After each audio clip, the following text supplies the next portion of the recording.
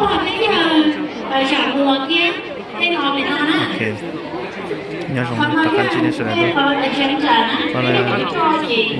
Valentine Parker nó từ Colorado. Sai đó sẽ cũng một chân này nữa.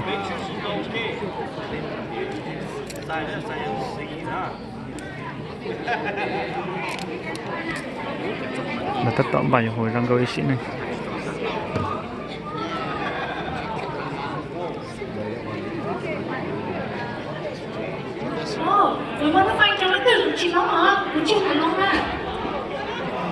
Chả nên long nữa là mấy đó.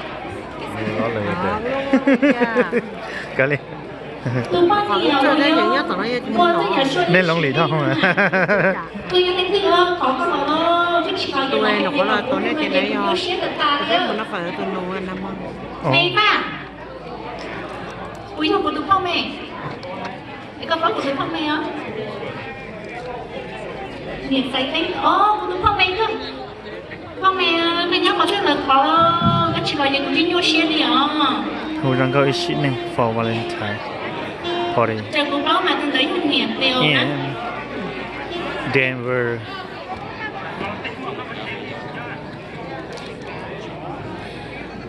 Đây cô còn đấy kiểu có một con kế này đây cô còn tôi à? Cái phút kế đó. Mà cái nhắc phút kế thì có hay là hay sự cái chi còn cái chi.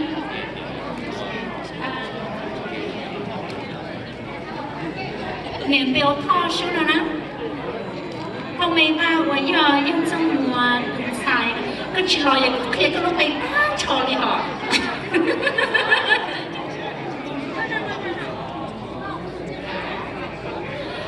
Mẹ có cái chỉ lo là bán đi nó thì có cũng mà cũng nhớ xếp tất ta đi họ cho hỏi thì cũng chiến đi không có cũng chiến là ngon nè nhưng mà giờ cũng không mẹ nè như vậy tôi số cái chỉ cũng được con số đơn cầu gì á thì cũng mới phải cho nó đến đây sẽ được cộng nó chồng cho nè.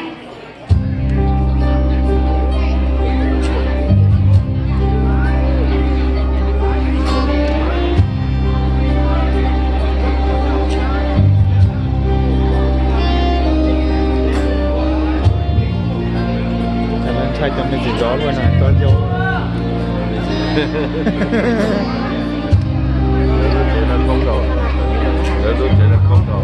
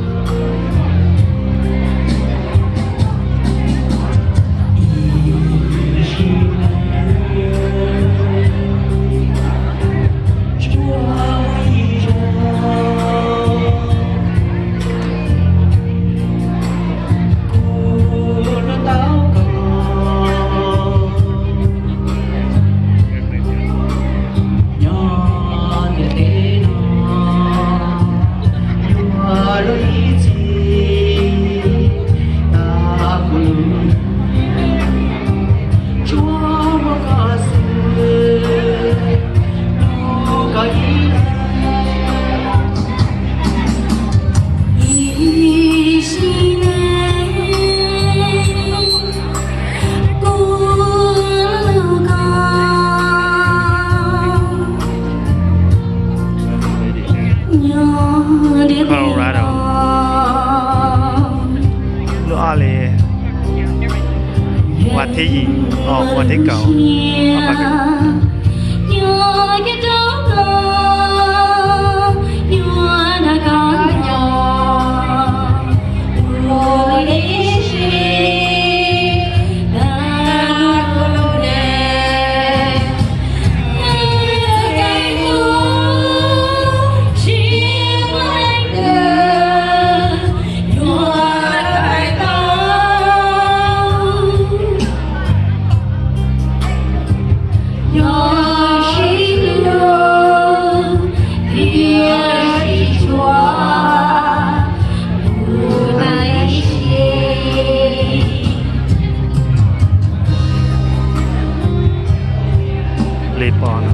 南龙里波，我那啥呢？